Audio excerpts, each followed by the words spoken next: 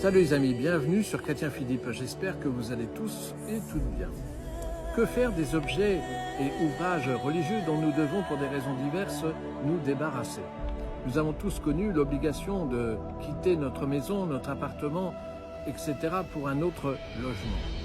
Hélas, parfois, le futur logement est plus petit et impose de se débarrasser de certains objets religieux comme des crucifix, des statuettes, des statues, des ouvrages, des livres religieux, des magazines hebdomadaires comme Prions en Église ou le Magnificat, etc. Permettez-moi de vous raconter en quelques mots une situation vécue. Un dimanche matin, alors que je m'apprêtais à partir pour la messe, la sonnette retentit. À la porte se trouvait Michel, un catéchumène de la paroisse et employé municipal de profession. Il tenait un grand sac.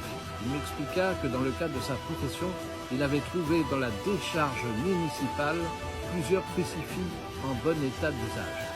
Il s'empressa de revenir chez lui, de les nettoyer avec attention, les essuya un à un au point de les rendre comme neufs. Ne sachant qu'en faire, il me les ramena.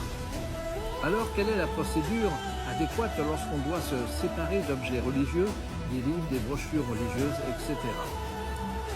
Dans tous les cas, on ne les jette pas à la décharge municipale, pas plus qu'à la poubelle, ni au conteneur pour papier. Même si ces objets et ouvrages papier ne sont pas tous bénis, mais au moins, par respect, plusieurs solutions s'imposent. Premièrement, les donner ou les confier à une personne connue pour sa foi et le respect qu'elle portera pour ces objets et ouvrages de religion. Les donner au presbytère ou à un ordre religieux, etc. Deuxièmement, que les objets et les ouvrages papier soient bénis ou pas, on leur accordera aussi le respect qui leur est dû. Tout ce qui est papier doit être déchiré et brûlé, afin d'éviter que des petites parties puissent être récupérées par des adeptes de messe noire ou en faire des sacrilèges et des blasphèmes. Tout ce qui est matériel, solide et ne peut être brûlé doit être enterré en profondeur afin d'éviter que des personnes mal intentionnées ne les utilisent pour des rites sataniques, etc.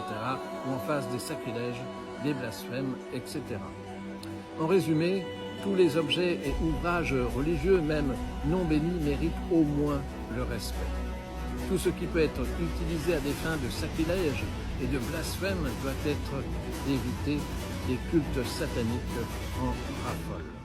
Voilà, j'espère que ces quelques informations vous auront de bonne utilité. N'hésitez pas à vous abonner, à partager cette vidéo. Vous pouvez nous rejoindre sur notre page Facebook intitulée Chrétien Philippe. Et en attendant le plaisir de vous retrouver, je vous dis à bientôt et surtout, soyez bénis.